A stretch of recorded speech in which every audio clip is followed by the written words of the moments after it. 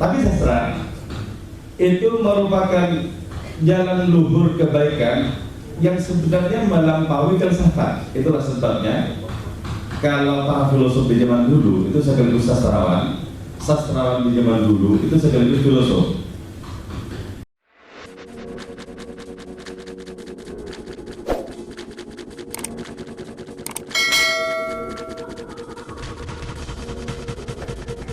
Assalamualaikum warahmatullahi wabarakatuh.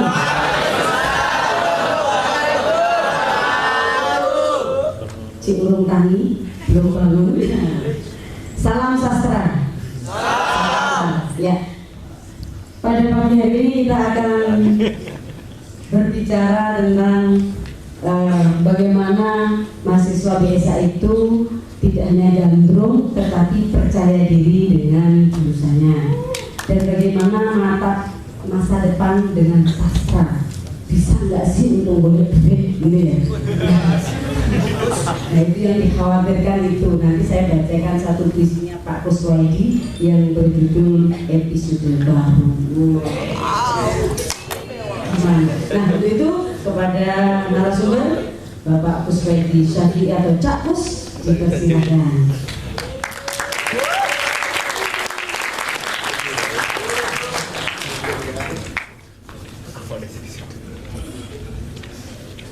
Ya. Sebelumnya saya akan membacakan kurikulum vitae dulu. Bapak Kuswaidi Syafi'i ini adalah seorang, selain dia sekarang sudah menjadi kiai, mampu pondok pesantren Maulana Rumi, tapi sebelumnya dia adalah cerpenis, esais, dan penyair. Dia itu adalah lahir di Sumeneb, Madura tahun 1971. Pendidikannya nyantri di Pondok Pesantren Nurul Islam Karang Cempaka Sumeneb itu 13 tahun. Kemudian kuliah di IAIN Sunan Kalijaga ini S1 dan S2-nya di IAIN Sunan Kalijaga ini.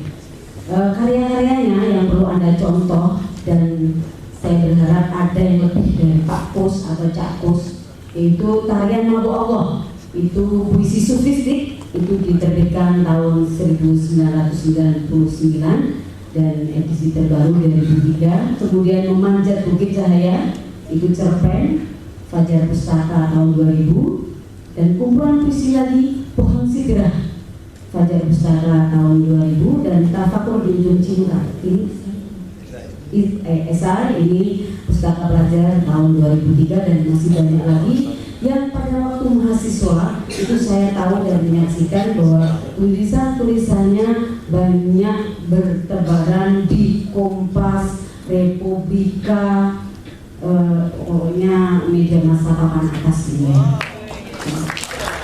kalau untuk Anda jangan pada level papan tulis saja, tapi sampai papan atas ini. Demikian kurikulum vitae dari Bapak Kuswaidi Syafi'i. Lebih lanjut kita akan langsung mendengarkan pengajian sastra oleh Kiai Kuswaidi Syafi'i. Dipersilakan.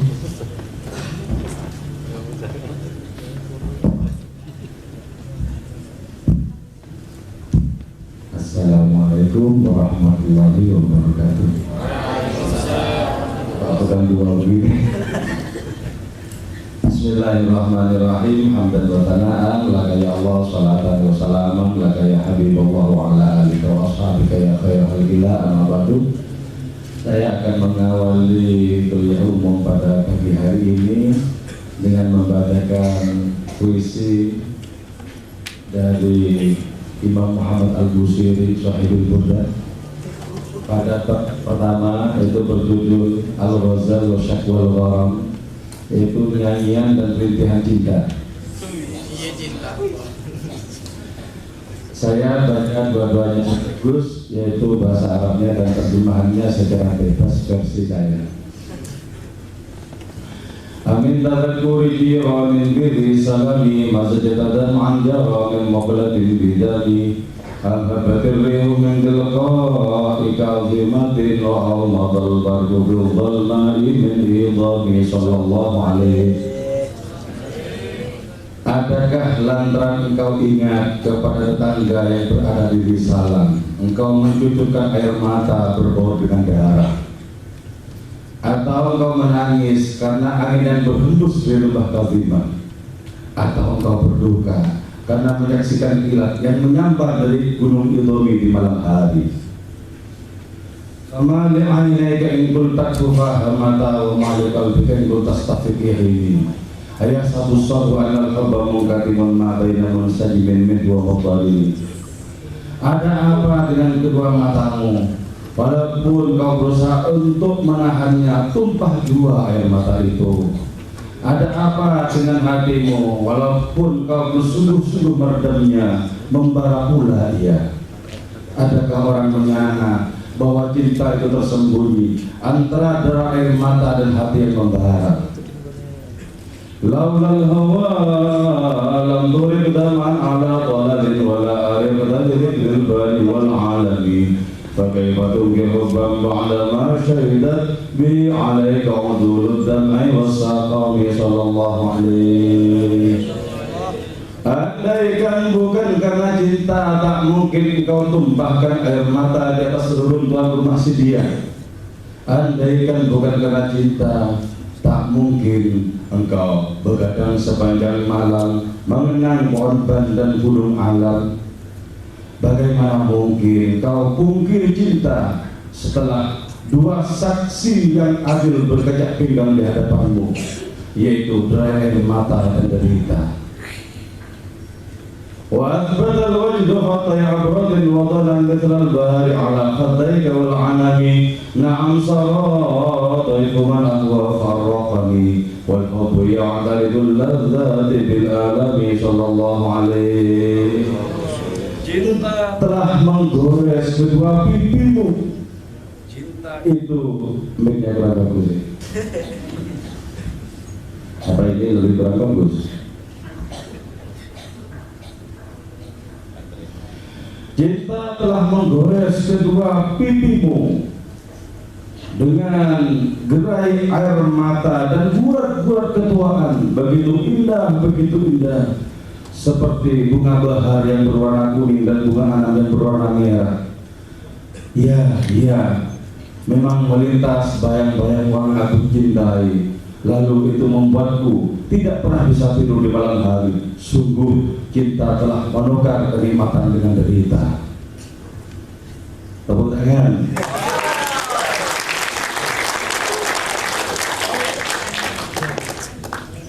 Ini puisi sangat hebat, yaitu terdiri dari 160 bait. 160 bait. Dan dibuka oleh Imam Busiri itu dengan bait yang berdarah-darah. Untuk apa? Untuk menggugah para pembaca bahwa jalan sastra itu adalah jalan yang luar biasa. Karena itu kalimat pembuka ini meminta pembaca untuk tuntas masuk dalam wilayah cinta, sebagaimana juga untuk tuntas masuk dalam wilayah sastra. Nah, burdahnya Imam Busiri ini kemudian diikuti oleh Amirul Syu'ara dari Mesir Ahmad Syauqi yang juga nulis burdah dengan judul Nahjul Burdah. Ini melebihi bait-bait yang ditulis oleh Imam Busiri. Kalau burdahnya Imam Busiri itu 160 bait, kalau Nahjul Burdah ini 190 bait. Kita simak bait pertama dari masing-masing burdah ini. Kalau yang Imam Busiri, adakah lantaran kau ingat kepada tetangga di Risalah, engkau mencucurkan air mata berbau dengan darah? Terus kalau burdahnya Ahmad Syauqi, rimun alal qa'i bainal bari wal alami ahalla safka dami fil ashhuril hurumi. Seekor kijang yang berada di antara pohon ban dan gunung alam menghalalkan tertumpahnya darahku walaupun di bulan-bulan haram. Sama-sama berkaitan dengan darah, sama-sama berkaitan dengan simbol dari yang terpenting dalam kehidupan, yaitu darah. Oke, berarti sastra dengan demikian itu merupakan jalan yang luhur untuk bisa membawa segenap pembaca, segenap kalimat masuk ke ketinggian nilai kehidupan. Walaupun filsafat itu memiliki kriteria untuk bisa memahami detail-detail persoalan, tapi filsafat tidak memiliki adanya keindahan kata-kata, tidak memiliki pilihan-pilihan idiomatik. Filsafat dengan kekuatannya untuk memburu kebenaran tetap saja seringkali berada di ranah-ranah kata-kata yang frontal. Tapi sastra itu merupakan jalan luhur kebaikan yang sebenarnya melampaui filsafat. Itulah sebabnya kalau para filosof di zaman dulu itu sekaligus sastrawan, sastrawan di zaman dulu itu sekaligus filosof. Karena dengan adanya kekuatan puitik, kekuatan sastra dalam diri seorang, orang itu tidak saja mengeksplorasi segala sesuatu yang wadah itu apa adanya, tapi segala sesuatu yang wadah itu kemudian diberi makna secara mendalam sehingga di tangan sastrawan suatu keadaan yang sepele, yang biasa-biasa saja itu bisa berubah menjadi bermakna luhur dan agung. Karena itu ada satu puisi yang ditulis oleh seorang kiai, yaitu Kiai Haji Muhammad Zuhri. Itu menuliskan kalimat-kalimat seperti ini di dalam puisinya. Aku seorang pengembara yang berjalan di lembah dusta. Apa yang bagi mereka terbuang, bagiku tersayang. Jadi sesuatu yang luput dari pemaknaan orang-orang kebanyakan itu diberi makna yang mendalam oleh seorang penyair, oleh seorang sastrawan. Siapa yang akan memikirkan daun-daun berterbangan diterpa oleh angin? Siapa yang memikirkan debu-debu di musim kemarau? Siapa yang memikirkan polusi dan lain semacamnya? Ketika itu dipegang, disentuh oleh kata-kata seorang penyair, menjadi agung maknanya. Dulu ya, ketika Mussolini itu tumbang, dia mencoba untuk mengungkapkan kata-kata yang muncul dari basic kesastrawanan yang ada di dalamnya, walaupun dia seorang diktator. Intelektual lebah, ini yang terbaik, yaitu mengambil saripati dari kehidupan ini, kemudian muncullah madu. Para sastrawan menyaksikan, meneliti, mencermati segala fenomena kehidupan dari yang dipandang sepele sampai pandang paling agung. Kemudian muncul sebuah karya yang orisinil. Orisinil artinya apa? Tidak ada bentuk sebelumnya, tapi maknanya ya ada. Maknanya ada. Itu berarti pengolahannya secara matang, secara cermat, sehingga kemudian muncul karya sastra yang memiliki karakteristik, memiliki corak tersendiri. Itu berarti intelektual lebah. Ini intelektual tertinggi, kreativitasnya sangat tinggi, sehingga mengutip orang lain itu belum tentu dalam rangka menyetujui, boleh saja mengutip dalam rangka menyangka. Karena rata-rata kalau mengutip itu kan menyetujui, sebagaimana itu setuju maksudnya. Coba kalau misalnya dikutip dalam rangka untuk disangka, falsifikasi, nah, itu jauh lebih bermakna, lebih bermartabat. Nah, para sastrawan itu mengambil saripati kehidupan, dimunculkan, dituangkan di dalam karya mereka, sehingga dengan demikian jelas ada hubungan antara karya sastra dengan realitas, walaupun hubungan itu tidak secara wadah, tidak secara empirik, tapi tetap ada. Karena itu kalau puisi-puisinya Rendra itu diawali dengan aku mendengar jeritan orang-orang yang terpinggirkan. Ciri-cirinya Rendra, aku mendengar, aku melihat, aku menyaksikan. Jadi sangat real sebenarnya. Karya sastra sangat real. Nah, karena itu untuk bisa menerjemahkan ulang hubungan dengan kenyataan itu ada kemudian kritikus-kritikus yang menjelaskan sebab karya sastra itu terlalu padat untuk sepenuhnya bersinggungan dengan realitas. sangat padat untuk sebenarnya berhubungan dengan realita.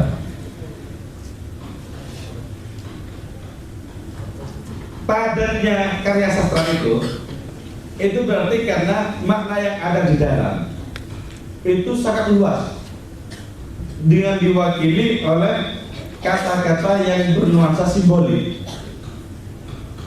Dan itu dalam konteks sastra, bahasa itu adalah house of being. Bahasa itu adalah rumah ada itu sendiri. Rumah ada itu sendiri. Itu ada banyak realitas di dalamnya. Kita bisa membaca cerpennya Kunto Wijoyo, Dilarang Mencintai Bunga-Bunga. Kita juga bisa membaca cerpen yang lain, yaitu Sapaan Asmara dan lain sebagainya. Itu sangat real, tapi membutuhkan jembatan untuk memperhatikan realitas yang ada dalam cerpen itu dengan realitas yang ada di luar. Sangat nyata.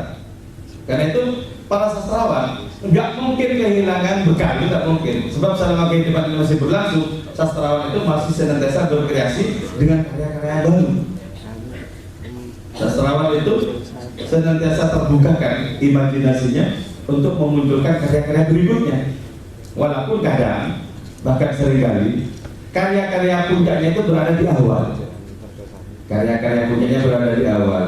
Kenapa semakin akhir kok semakin kurang bagus? Karena keliaran berpikirnya sudah mulai terjinakkan.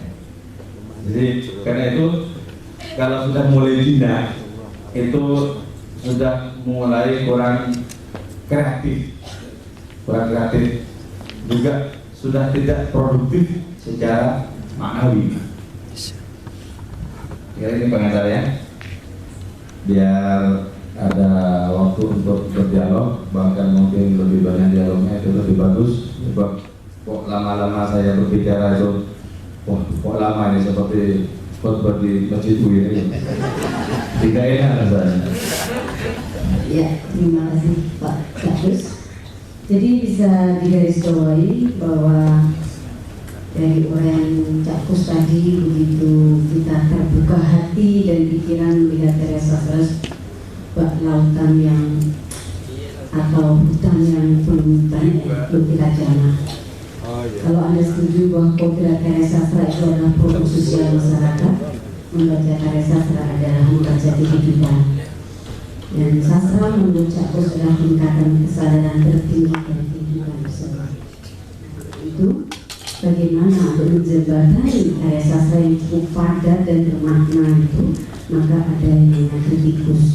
Nah, kritikus ini dicetak oleh Fakultas Ilmu Bahasa dan Sastra Arab. Persisnya, kalau ternyata nanti banyak muncul sastrawan itu, syukur alhamdulillah, gitu ya.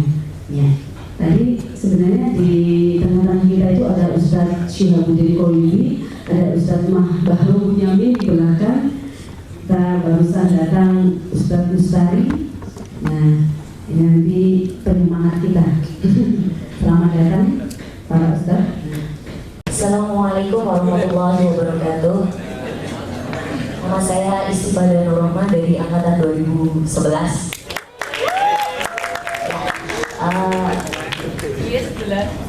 Selamat siang, selamat pagi menjelang siang Pak Ustadz. Ya, yang saya tanyakan, kalau saya tidak salah dalam menangkap tadi, menurut Cak Kus ini penilaian puisi atau karya sastra itu ketika karya sastra itu sudah menyentuh terhadap pencarian pembenaran ketuhanan gitu ya. Nah, yang saya tanyakan itu ketika kita dihadapkan dengan realita bahwasanya tidak semua pembaca itu bisa menikmati karya-karya yang menyentuh tentang ketuhanan seperti itu gitu. Terus rata-rata yang saya begini mungkin nggak laku itu. Terus bagi pemula itu dihadapkan dengan kegalauan hati antara mempertahankan ideologi untuk mengejar karya sastranya disebut berkualitas dan untuk mencari rata-rata dari mungkin mahasiswa banyak ya dari kita itu menulis karya sastra untuk dikirim kemana-mana demi menyambung hidup Indonesia. Terima kasih dari saya. Itu sarannya. Terima kasih kurang lebihnya. Assalamualaikum warahmatullahi wabarakatuh. Yang depan.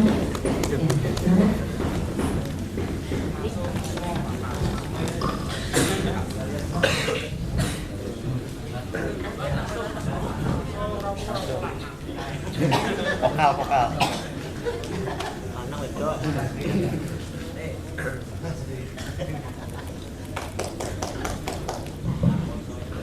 Assalamualaikum warahmatullahi wabarakatuh. Perkenalkan, nama saya Muhammad Rinuha dari angkatan paling muda. Dari yang saya tangkap tadi, Bapak Kuswaidi Syafini menerangkan kalau kita belajar sastra itu, jadi kita mengembangkan pikiran kita yang liar. Sedangkan tugas akhir dari kuliah ini kan skripsi. Jadi Bapak tadi menuturkan kalau skripsi itu bahasanya baku, terus belum lagi pembimbing yang suka rewel. Yang saya tanyakan gini, bagaimana Bapak dulu, mungkin ini bisa jadi pelajaran buat kakak-kakak yang sedang menyusun skripsi, bagaimana Bapak dulu memberikan sentuhan sastra pada skripsi yang Bapak susun ataupun makalah ataupun tugas yang lain. Terima kasih. Ya, satu lagi. Tukang baca. Ya, Jawara. Pembaca puisi Arab.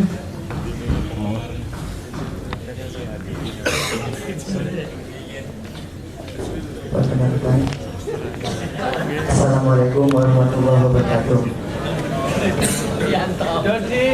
Nama dari Ano diubah diganti nama Dianto.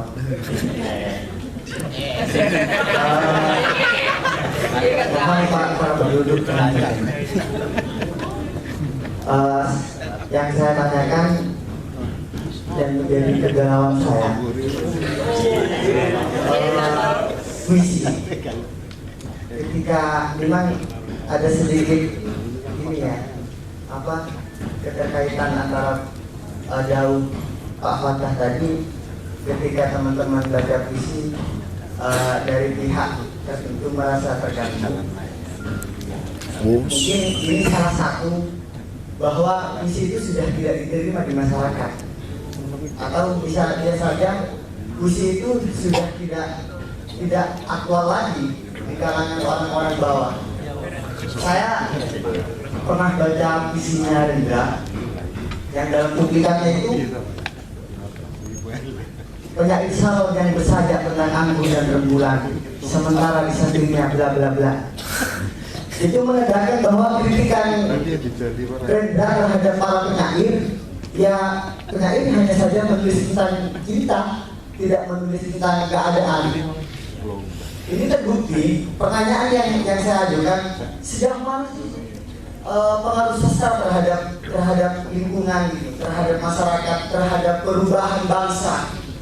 Kalau misalkan hal ini tidak jelas dengan adanya kritikus juga ya. Tentu ketika katanya Cak Kuswaidi tadi mengatakan bahwa ya seorang penyair itu yang menulis puisi dengan dirinya sendiri. Seorang kritikus yang mengkritik sastra, mengkritik karya itu dengan gayanya sendiri, dan tidak ada keakuran di sana. Sehingga ini menjadi ambigu kemudian kalau misalkan si penyair menulis puisi lalu misalkan ditanyakan, saudara menulis puisi apa ini? Puisi cinta atau ketika saya ikut kuliah kemarin juga ada yang mengatakan bahwa seperti karyanya siapa itu? Duku Palu. Rombeng Duku Palu itu ketika ditanyakan Tohari itu, Pak Tohari itu menulis puisi ini karena gimana? Ya terserah saudara yang mau kritik. Mungkin di sana ada ketidakjelasan ketika kritikus sastra itu mengangkat karya itu sendiri. Nah, dan juga yang kedua itu sastra itu hanya dinikmati oleh karya sastra sendiri. Dan apa langkah kemudian terhadap para sastrawan yang sudah naik daun itu Bagaimana sastra itu dikenalkan terhadap masyarakat? Langkahnya itu bagaimana? Mungkin terima kasih. Assalamualaikum warahmatullahi wabarakatuh. Waalaikumsalam warahmatullahi wabarakatuh. Ya, ini sesi pertama oleh Mbak Laila, Mbak Ifrit, Mas Ulumah dan Mas Ulumah dan Mas Ten dan Mas Kianto dan Yatno. Yayan. Ada Mas Daryatno di Fakultas Adat ini, Daryatno, Daryanto, Dianto. Bukan dia. Dianto. Nah, kepada ini ada pengumuman dulu dari jurusan bagi para penanya di acara kuliah umum ini akan mendapatkan yaitu 1 jurnal hadiah. Nah, ya ini Anda harus senang itu kalau jurnal. Tak pikir apa gitu ya, HP atau apa gitu. Tapi bagi mahasiswa, jurnal itu seharusnya menjadi buku pegangannya yang menjadi idaman-idamannya. Jangan itu kecil-kecil tablet itu yang jadi setiap hari temennya ya. Kalau nggak ada sudah bingung. Ini seperti ayam kehilangan induknya. Nah, oke, itu nanti silahkan menghubungi Pak Wahid atau Bu Yulia. Dan jurnal Al-Ghazali ini kalau dijual itu harganya 25.000 ya sampai 50. Ya. Ya, pada Cak silahkan. Ya, sebelum saya menjawab pertanyaan-pertanyaan, saya bacakan puisi yang saya hafal. Aku tempuh lorong hidup yang kebak onak ini Eva. Sematakan aku percaya bahwa senyummu akan menghapus seluruh air mata bukan aku. Kalau bukan lantaran lengkung alismu yang telah sanggup menundukkan bulan, untuk apa? Untuk apa aku longgarkan tarian nafasku? Hari-hariku tertimbun duri di luar jendela, prahara bersekutu dengan gegar guntur. Orang-orang berhamburan mencari gua di luar takbir. Semua itu Eva malah menjadikan darahku menggelegak, menjelma sekuntum bunga api yang bersenyawa dengan senja. Langit robek terberai, angkasa terjejali asap kejulasan, hingga daun-daun tak lagi terlatih pangkuan embun. Dan bumi ini makin panas terpanggang oleh bara dosa dan ambisi busuk manusia yang tak pernah selesai. Eva, atas nama kesungguhanku untuk menawarkan air ketentraman pada kehidupan yang makin rentah dan resah, rapatkan bibirmu di kesenyapan keningku, hingga gagah fajar tak pernah diganti oleh keganasan siang yang mengerikan. Tepuk tangan.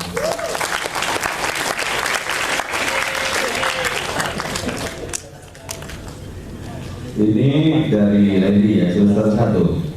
Kesulitan menulis kalimat pembuka puisi, penutup dan tengahnya sekaligus. Berarti sulit semua. Judulnya juga sama-sama sulitnya. Ya. Ini bisa disiasati. Kalau perkara kalimat pembuka, kalimat penutup itu bisa disiasati. Tulis asal saja yang muncul di pikirannya, tulis. Nanti dikira selesai, maka 3 baris pertama dihapus. Ikuti saja selera mereka, sepanjang itu tak mengganggu kedalaman makna yang kita tawarkan dalam karya sastra itu sendiri. Ya, terutama bagi yang masih berada di garis kemiskinan itu nggak apa-apa, nulis apa saja yang penting uangnya. Jadi, mau disebut bermutu atau tidak nggak persoalan. Yang penting tulis saja, kirim sebanyak-banyaknya. Dulu saya seminggu itu berkali-kali kirim ketika masih tertindas itu. Sekarang merasa tak tertindas, udah lama nggak nulis. Ini negatifnya kalau sudah agak mapan itu begitu. Jadi nggak kreatif lagi, nggak bisa seperti dulu lagi pikiran-pikiran itu. Jadi karena itu ya, ini kan buku saya. Tapi saya sudah lebih dari 7 tahun nggak pernah lihat buku saya sendiri ini. Jadi ketika saya baca tadi, kok malah asik di hadapan buku yang saya tulis itu. Jadi saya lupa isinya apa, lupa. Saya menerbitkan 5 buku dan semuanya saya nggak punya sampai hari ini. Jadi nggak punya koleksinya satu pun nggak ada.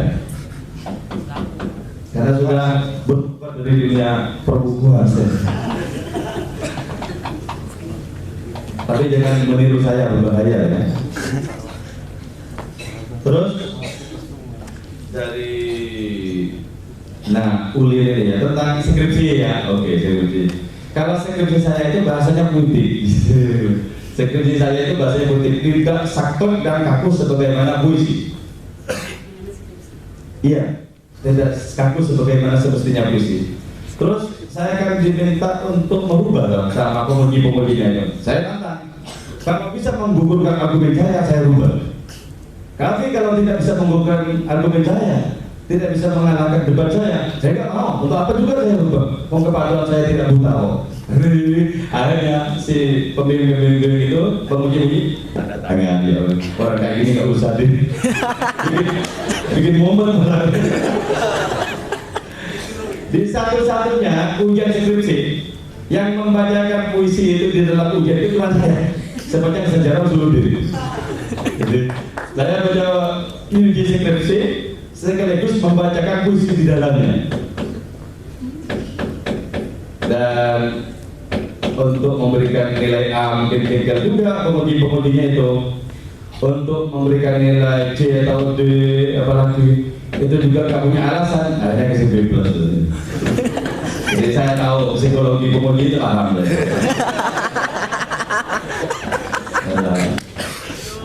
Oh, sebelum tanya sudah saya bilang loh, ini tak dulu ilmunya yang mau diujikan itu.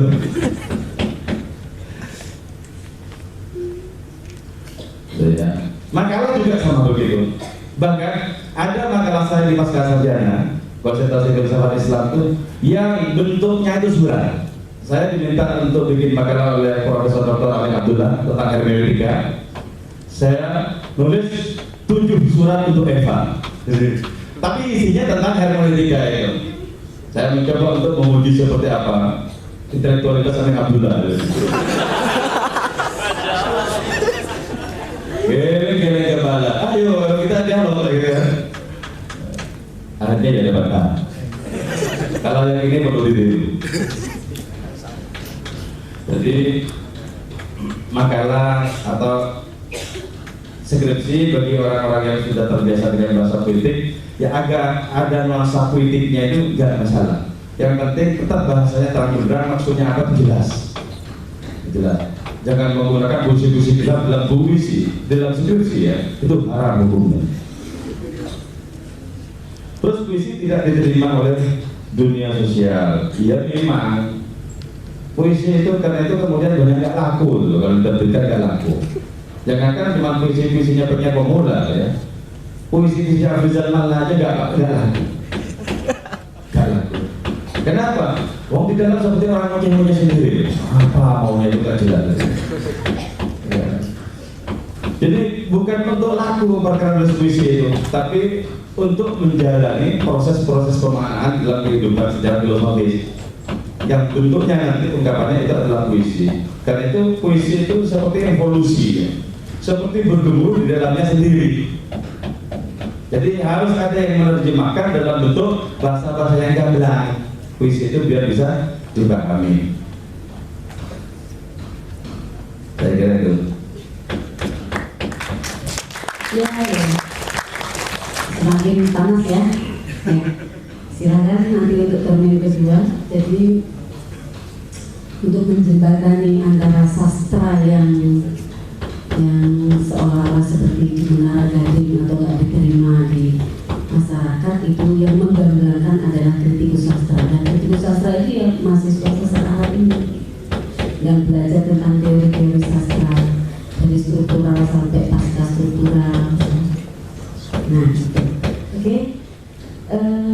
Selanjutnya untuk termin kedua kita buka 4. Oke,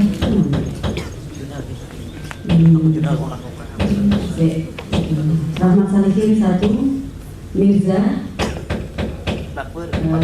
Zainal, 1 Mbak. Ya, silakan. Rahmat Salihin, Rahmat Salihin, Mirza, Zainal Mustafa dan perempuan mahasiswi.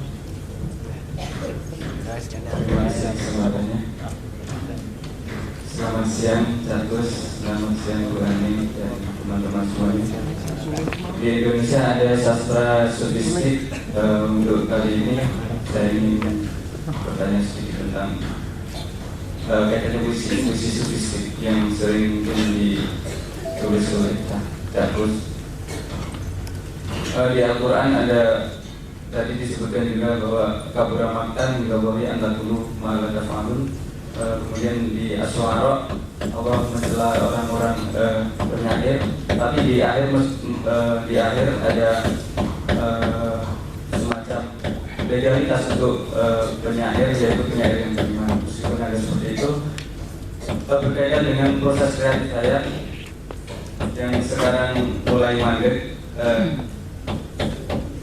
Memang banyak akhir-akhir ini bisikan yang mungkin kadang hadir ketika di WC, ketika mimpi, atau ketika di kelas dan sebagainya. Tetapi saya malu untuk mempublikasikan karena berbenturan dengan firman, katakanlah, atau rule kabur maktan meninggalkan yang tak perlu mata malu tadi. Karena sudah beda, yang dulu mungkin SMA saya menulis puisi-puisi yang cinta dan lebay, katakan. Sekarang yang lebih sering datang malah yang kadang saya sendiri mungkin belum bisa melakukan itu.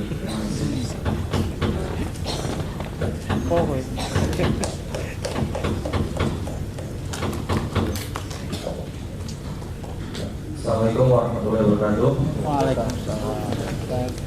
Saya mau bertanya dengan berpikir Rian. Bagaimana cara kita agar bisa tetap berpikir Rian atau semakin mempertajam keliaran berpikir? Karena pada faktanya ketika seorang penyair itu susah dan kemudian berubah, maka terkadang secara tak sadar keliaran berpikir itu sendiri berkurang. Dan bagaimana cara menjaga kontinuitas dalam berpikir Rian? Ya, ini Mas Mirza angkatan 2014. Ya, 2014 ini.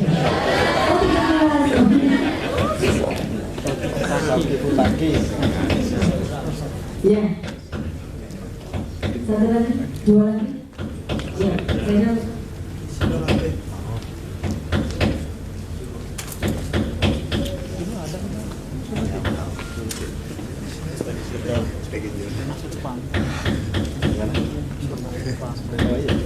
Assalamualaikum warahmatullahi wabarakatuh. Nama saya Zainab dari jurusan Bahasa Sastra Arab angkatan 2012. Sebelumnya saya tertarik ya dengan Bapak dengan judul ini, sastra kreatif sampai ke realita. Dan langsung saya ingin tanyakan ya Pak, bagaimana pengaruh sastra dalam kehidupan sehari-hari dan juga dalam kehidupan dengan masyarakat. Kemudian, bagaimana cara kita supaya puisi yang buah karya dari kita sendiri bisa diterima oleh segala kalangan. Terima kasih. Assalamualaikum warahmatullahi wabarakatuh. Waalaikumsalam warahmatullahi wabarakatuh. Satu lagi, Mike dari ujung sampai ujung.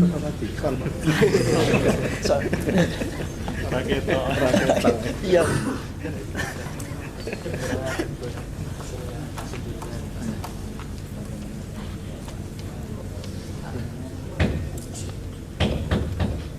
Assalamualaikum warahmatullahi wabarakatuh. Nama saya Sri Wahyuni, angkatan 2013. Dalam sastra apapun itu ada yang kita puisi dan itu di dalamnya ada lu. Terus pertanyaannya, bagaimana cara kita memasukkan lu atau memberi terhadap karya sastra kita? Terima kasih. Assalamualaikum warahmatullahi wabarakatuh. Waalaikumsalam warahmatullahi wabarakatuh. Bagaimana karya sastra itu menjadi unsur dan util, menyenangkan dan berguna? Ini akan dijawab dari beberapa pertanyaan ini. Bagaimana sih agar karya sastra itu bermanfaat dan menyenangkan? Ini akan dijawab oleh Pak Kusbel. denting kejap-kejap bernama rindu menghubungkan awal mahar dan mimpi dari putih-putih kebun susmaku. Kabarkan keikhlasan doa untukmu pada cakrawala, Mars dan Malakut. Maka kulayarkan saja ini ke Sidratil Muntaha, menyirah-menyirahku sayang, sebagai biru ketulusan hingga akhirnya menyentuh bibir pulau Ketatiban, tempat kau bersanding bersama dan bunga dan asmara. Karena demikianlah para waliullah mengirojikan kejuaraan impian ketika mereka diboyak kembang zaitun dan matahari. Sebab itu, jangan lagi kau tanyakan tentang kemungkinan tumbuhnya pohon kemarau di padang kegersangan. Sebab potret samsara, gambar neraka yang mengerikan itu di hadapanku telah menjelma hidupan nirwana yang memabukkan. Bahkan anyamlah padan berduri, meski tanganmu harus menanggung luka-lukanya. Itu puisi ya.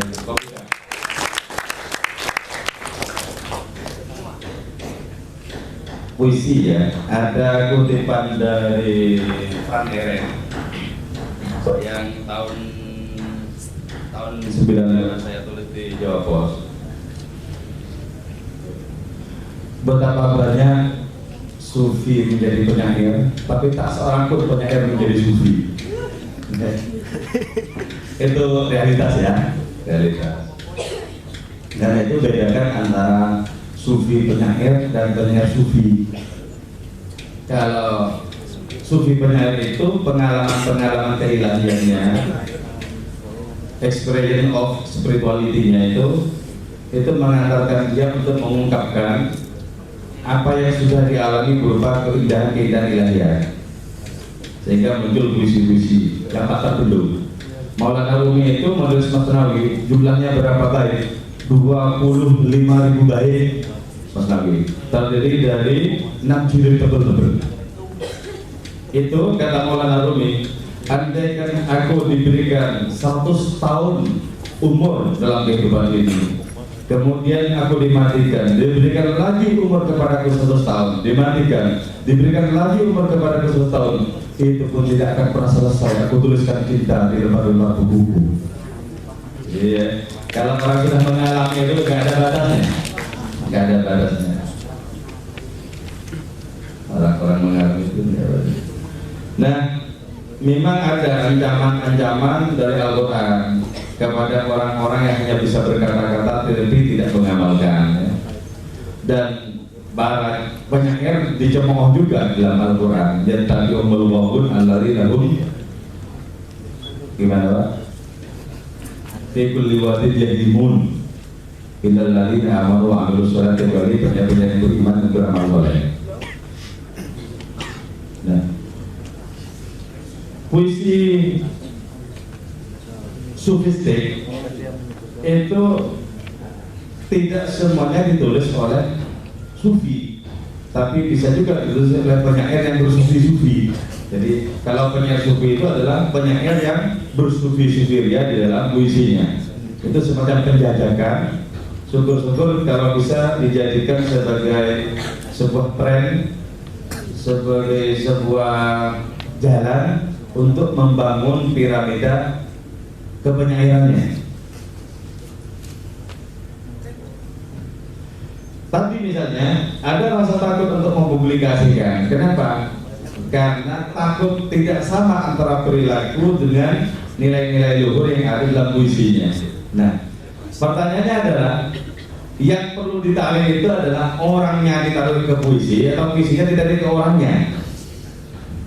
Kalau orang yang ditarik ke puisi, berarti si penulisnya tadi itu berusaha sesungguh-sungguh mungkin untuk bisa menampilkan realitas dari isi puisi yang luhur tadi. Jadi belajar kepada puisinya sendiri, bagaimana memiliki perilaku dan rohani yang bagus.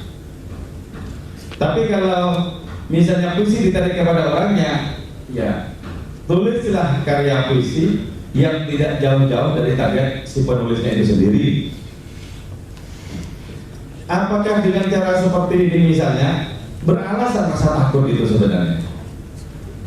Kalau memang berdakwah kepada orang lain melalui lisan maupun tulisan, asalkan yang berdakwah ini juga berjerih payah untuk melaksanakan apa yang dibicarakan, nggak masalah, nggak haram, boleh. Sama dengan misalnya ada orang mau ke Malioboro yang tidak pernah sampai ke sana, ngajak temannya, ayo ke Malioboro. Kau sudah ke sana? Ya ayo kita cari dulu sama-sama. Jadi modelnya mobile itu kan gitu maksudnya. Menyuruh orang untuk melakukan kebaikan, dia juga menyuruh dirinya sendiri. Karena itu usini wa iyyakum bittaqwallah. Tapi kemudian kebalik oleh khotib Jumat, usikum wa iya. Jadi kalian dulu baru nanti aku kalau sempat. Jadi kebalik. Nanti kan usini wa iyyakum bittaqwallah. Itu nggak apa-apa, sama-sama dalam proses. Jadi tidak usah khawatir dengan adanya publikasi itu. Publikasikan saja, siapa tahu nanti dituntut oleh realitas agar bisa melaksanakan apa yang ditulisnya itu. Terus pikiran yang liar itu penting sebenarnya, biar tidak jumut, karena yang namanya jumut itu adalah musuh terbesar bagi seorang pemikir. Musuh terbesar bagi seorang pemikir. Nah, biar tidak jumut itu gimana? Ciptakan rasa haus yang terus menerus. Sebab puas diri dalam hal apapun itu adalah membunuh kreativitas. Jadi ciptakan haus menerus, sehingga dengan demikian mengajak si penyair ini untuk senantiasa melakukan pengembaraan secara makna, secara ungkapan dan lain sebagainya, terus mencari pengembaraan. Dengan demikian tidak mandek. Nah, salah satu caranya adalah menciptakan diri sebagai tandingan bagi sastrawan-sastrawan besar. Jadi kalau perlu ya sikat kritik habis-habisan sastrawan-sastrawan besar itu di koran atau di mana. Jadi kan saya dulu menggunakan jurus banyak layang-layang. Bagaimana untuk bisa mengkatrol nama atau mengangkat nama. Saya pakai jurus layang-layang. Saya kritik penyair-penyair besar itu di koran-koran, di koran-koran. Nanti oleh orang-orang lain kan dianggap seimbang dengan orang-orang yang dikritik gitu. Jadi caranya gitu. Saya sikati Rahman Najim, saya sikati Jauh Ibor, saya sikati Reto, siapa saja sih bisa disikati, sikat saja ya. Jadi kan untuk mengkontrol diri. Jangan pernah grogi berhadapan dengan siapapun. Salah satu ketakaburan itu berkembang biak di dunia sastra. Lah ada loh kan, kalau ada sastrawan senior gitu. Jadi ada yang baru pemula-pemula itu, wah pas Anda so nggak mau ngomong aku gaya toh. Itu kalau zaman dulu, makanya saya ada waktunya untuk undur dari dunia sastra, minggir. Ada juga yang tidak enak, banyak juga enaknya. Enaknya itu apa? Semangat yang sepanjang saya tahu dalam hidup ini, tidak ada semangat lebih membara dibandingkan dengan orang-orang yang berada dalam dunia sastra. Iya, para sastrawan itu diundang kemana misalnya? Ke Padang, ke Medan. Nggak usah dikasih ongkos berangkat ya? Berangkat. Jangan coba kenal dosen-dosen yang dapat jaminan yang jelas. Nggak akan berangkat. Nah, sastrawan itu berangkat. Hari sendiri. Itu kan, wow, itu heroismenya luar biasa. Tidak akan pernah ditemukan di profesi-profesi lain. Dia hebat. Jadi dia. Nah, salah satu cara dia biar ada seorang penulis begini. Ketika pikirannya sudah mandek, dia kemudian ngomong seperti menantangnya. Wahai Azrail, wahai malaikat maut, datanglah segera. Nah, keesokan harinya setelah mengucap sembarangan itu, dia sudah bisa nulis lagi dengan lancar. Dibutuhkan terobosan-terobosan walaupun liar, walaupun seperti tidak bermoral seperti tadi, untuk apa? Untuk tetap menjaga pencariannya, penggaliannya terus menerus itu. Atau juga ada sebuah tips bagi para mahasiswa yang pengen terus kreatif itu gampang. Kalau mau cari istri, cari yang paling bawel dan congkel. Cari istri yang ngomel-ngomel. Itu bisa membangkitkan inspirasi, memunculkan inspirasi untuk menulis. Jangan pilih istri-istri pendiam, al-mar'atu sholihah. Jadi pilih yang ngomel-ngomel apa aja, pilih itu, nanti inspirasinya bagus itu kan. Nanti diam-diam, nanti ownernya dikasih istrinya itu, silahkan ngomongnya yang lebih tegas lagi ya.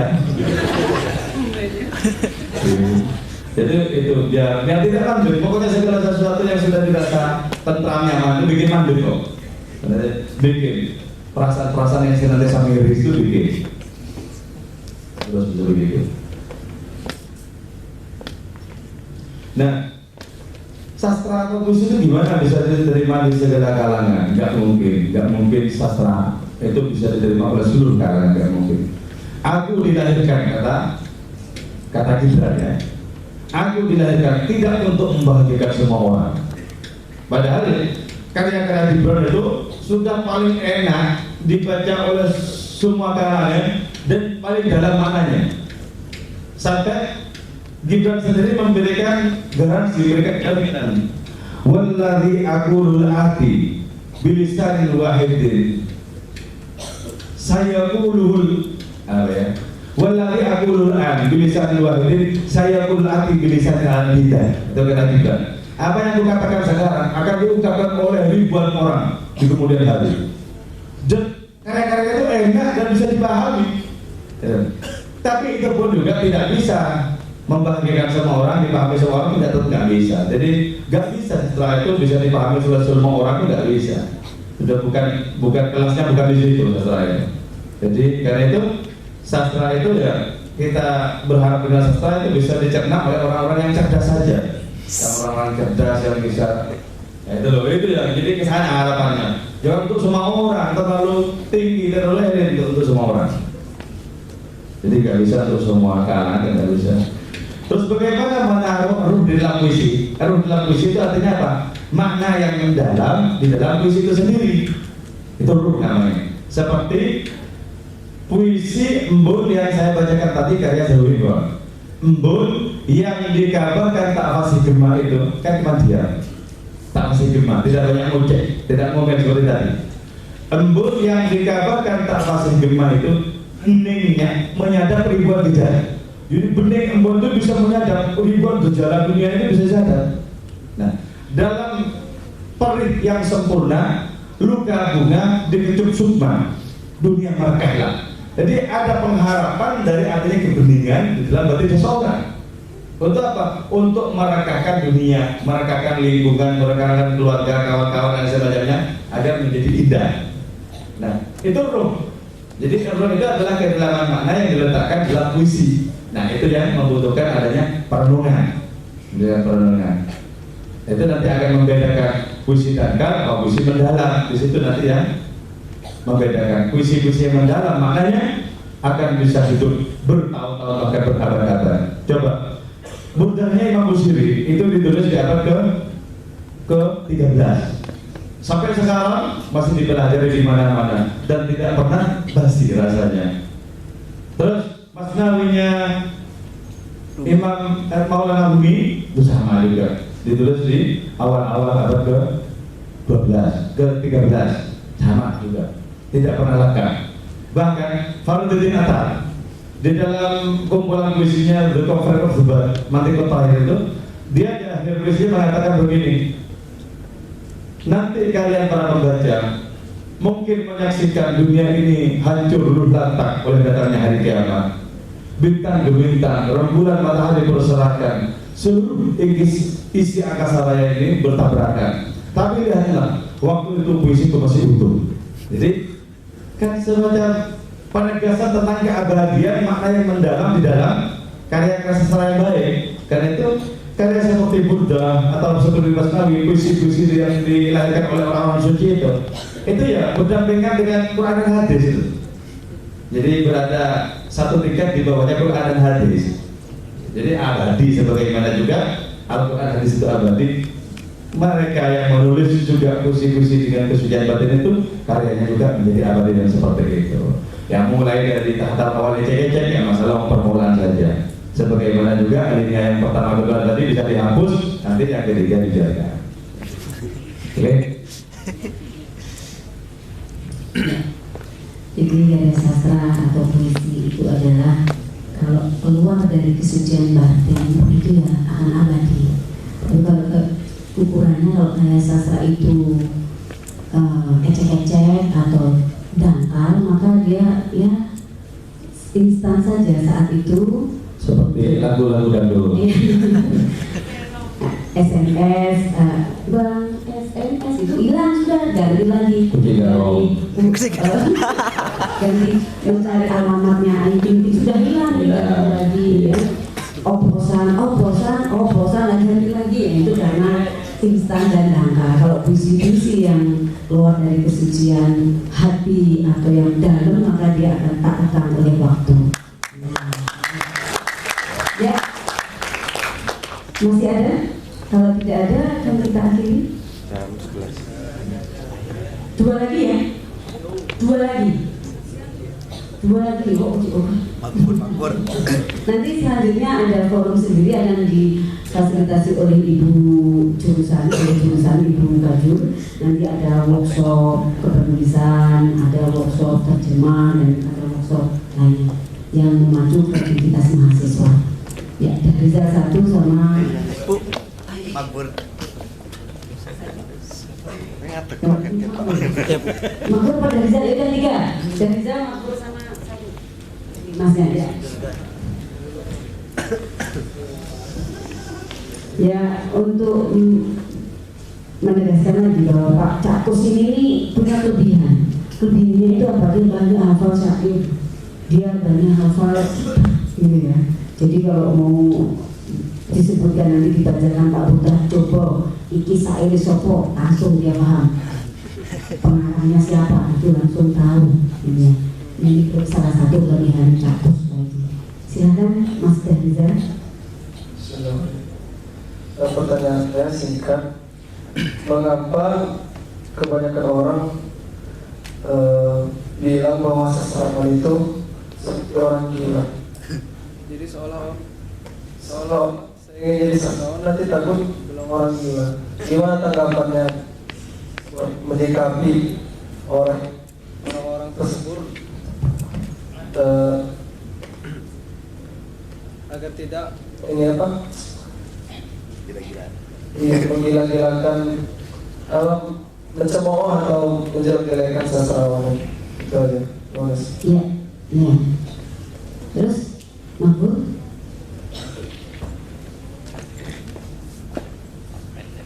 Bismillahirrahmanirrahim. Terima kasih atas waktunya. Ini untuk kesempatan kali ini ada dua hal yang itu menggelitik bagi saya. Yang pertama, tadi sebagaimana ketika disampaikan bahwa ketika penyair itu mengikuti hukum yang berlaku, maka kegelisahan berpikir itu terputus atau terkepung. Nah, sementara ketika kita melihat realitas sekarang ini adalah ya kita berhadapan dengan sosial dan itu perlu hukum. Nah, ketika demikian maka bagaimana kita itu walaupun ada dalam dunia akademisi, tapi kita itu bisa melihatkan pikiran. Nah itu bagaimana? Karena sebagaimana yang kemarin tadi ketika harus coba tampil istilahnya dengan pakaian yang enggak jelas itu dikatakan dia berpikir. Ini kita kan sekarang dunia berbeda seperti itu. Nah ketika dalam dunia formal bagaimana tetap pikiran itu lihat. Yang pertama. Kemudian yang kedua, kalau saya tadi perhatikan, nampaknya yang dimensi cinta itu sangat mempunyai pengaruh besar dalam kehidupan. Nah, entah itu yang cintanya dalam ini atau cinta keilahian itu berpengaruh besar. Nah, kalau kemudian kita itu ingat salah satu lagu katanya harus menikah itu kan cinta tanpa logika seperti itu. Kayaknya memang iya seperti itu. Nah kemudian juga Studio Tejali mengatakan ketika kita mencintai tapi ditanya kenapa kamu mencintai, jawabannya karena dia baik. Sebetulnya ia bukan mencintai karena cinta itu adalah cinta bukan kalkulasi seperti itu katanya. Nah tapi kan dengan demikian karena cinta itu tidak butuh logika dan bukan kalkulasi, maka bagaimana cinta itu bisa tumbuh kalau ia tidak mempunyai rasa sebelumnya. Semisal mau nulis sastra, tapi ia tidak mencintai. Nah, bagaimana kan tumbuh rasa cinta terhadap sastra? Bagaimana tumbuh rasa cinta sosial dan lain-lain seperti itu. Terima kasih. Iya bercinta. Aku dijawab sendiri. Terima kasih. Mas, nah, sebutkan namanya, angkatan berapa? Alhamdulillah, Nama saya Diriku Abdul Wafir. Saya angkatan 2014. Saya mau bertanya, makanya saya ini. Nah, pertanyaannya mau bisa dulu ya, Bapak. Kisahnya seperti ini.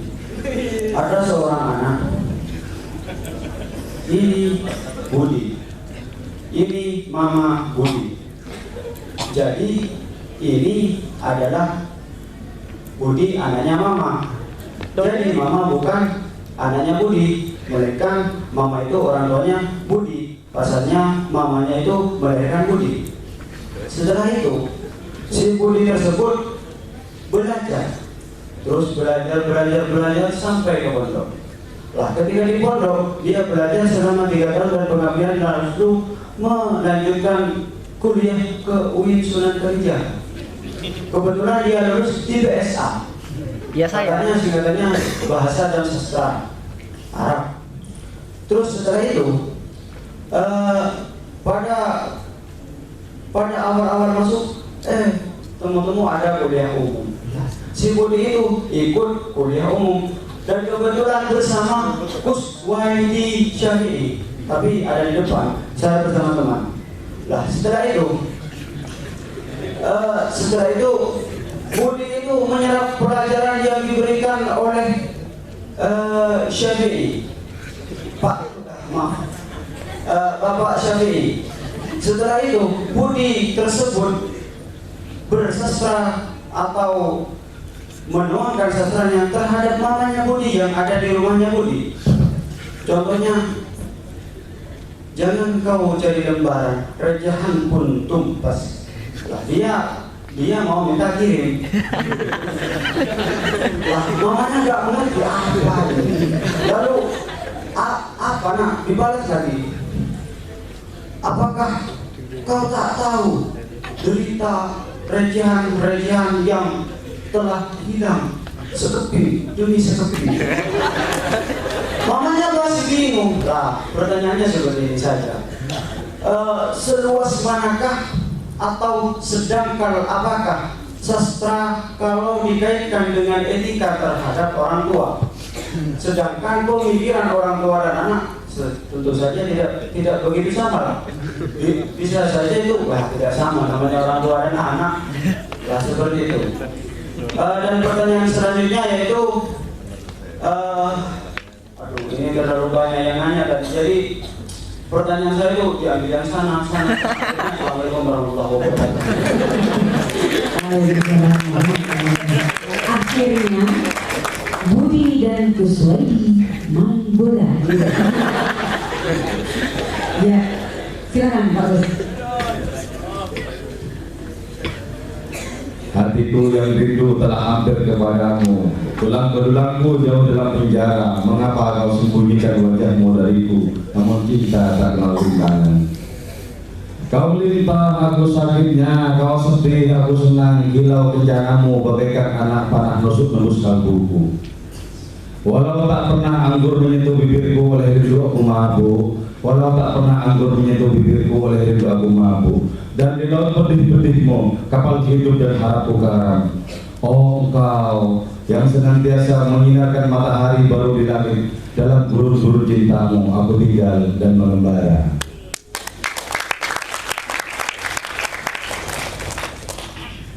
Sastrawan itu, kalau sastrawan yang betul-betul ekstrim sebagai sastrawan, itu memang tidak jauh perbedaannya dengan orang gila. Jadi, hampir berdekatan ya. Ditinjau dari sisi kekumuhannya, ditinjau dari sisi moce sendiri ada kesamaan. Ditinjau dari ketahanan tubuh untuk tidur di mana-mana sama. Ditinjau dari ketahanannya untuk tidak makan cukup lama sama. Jadi miripnya. Sulit untuk bisa dibedakan mana yang sastrawan mana orang gila. Tapi itu untuk sastrawan dulu kalau tahun 80-an dan awal-awal 90-an. Tidak saja berarti pangkat di sini, enggak. Tidak saja cuma di sini, tidak saja suwe-suwe, enggak. Oh, pokoknya segala-galanya, pokoknya gemes sekali. Ya eranya Mang Bahrul Yamin dulu. Ada orang. jadi sudah sangat mirip antara seorang sastrawan dengan orang edan itu. Ya di situ lah. Minbum pokoknya. Nah, tapi sebenarnya yang perlu dirawat itu bukan perkara kegilaan secara fisikal itu loh, bukan itu loh. Tapi kegilaan pikiran mestinya yang dirawat ya. Itu menentang segala kejumudan, menentang segala kemapanan. Sebab di dunia ini yang abadi itu cuma perubahan mestinya. Dan jangan pernah merasa mapan orang menjadi penyair itu. Satu-satunya mapan kelak di hadapan Allah. Kalau di dunia jangan pernah merasa mapan, terus melakukan penggalian pencarian dan terus menerus. Jadi, kegilaan itu harus kita pindahkan dari performance, dari penampilan kepada isi dan ketajaman pikiran hati kita. Tetap harus dijaga kalau itu masalah kegilaan yang seperti itu. Orang itu kan disebut gila ya. Itu karena tidak sama dengan orang yang menilai. Jadi kalau tidak sama, gila. Saya pernah datang ke diskotik ya, melihat orang berjoget-joget seperti mabuk gitu. Oh, dalam batin saya, oh gila benar. Sebab nggak ada karuan sesuai dengan musik yang berdetak-detak. Nah, terus saya tertarik untuk masuk juga ke dalamnya, masuk dalam. Kok diam-diam bergerak sendiri kaki ini, bergerak menjadi bagian mereka itu. Terus setelah bergerak sebagaimana mereka, ngeliat orang yang itu orang gila ya. Kenapa? Nggak sama dengan yang di dalam. Jadi ternyata gila itu karena tidak sama, samar. Karena samar kemudian disebut gila. Karena itu banyak yang akar katanya itu sama, Juno itu akar katanya sama dengan janin, akar katanya juga sama dengan jana, terus sama juga dengan jin. Kenapa jin disebut jin? Sama, nggak kelihatan. Kenapa jana disebut jana kok kebun tuh? Karena akan lebat. Di dalamnya ada apa nggak tahu kita. Ada kalajengking, ular atau hijau nggak tahu. Lebat itu saking lebatnya disebut jana. Terus janin di dalam kan masih rahasia dulu sebelum ada USG. Kan masih rahasia, laki-laki perempuan kayak apa, putih hitam semuanya. Jadi karena masih di dalam sama disebut janin. Nah orang gila disebut junun karena sama pikirannya tidak terdeteksi. Apa ini sebenarnya? Nggak terdeteksi. Jadi karena itu kalau orang gila bisa dideteksi, maka dia menjadi pensiun jadi orang gila, bisa ditebak kok. Jadi karena saking samarnya apa di pikirannya orang gila. Kok diam-diam senyum, diam-diam terus nangis, apa di pikirannya.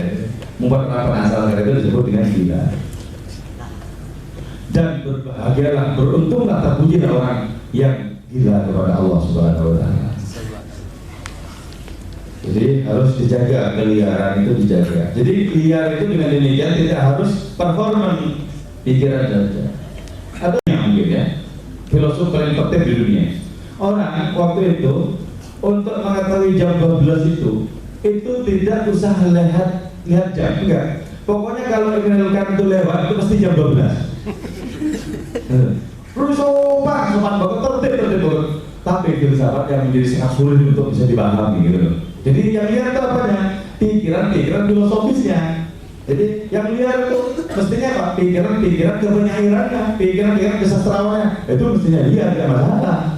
Kalau itu, jadi tidak ketimbang misalnya liar, kembang jampe, gondrong. Sementara akalnya tidak lebih panjang dibandingkan rambutnya. Oh itu kan berbahaya ya, gondrong ternyata akalnya pendek, berarti mending cukur saja.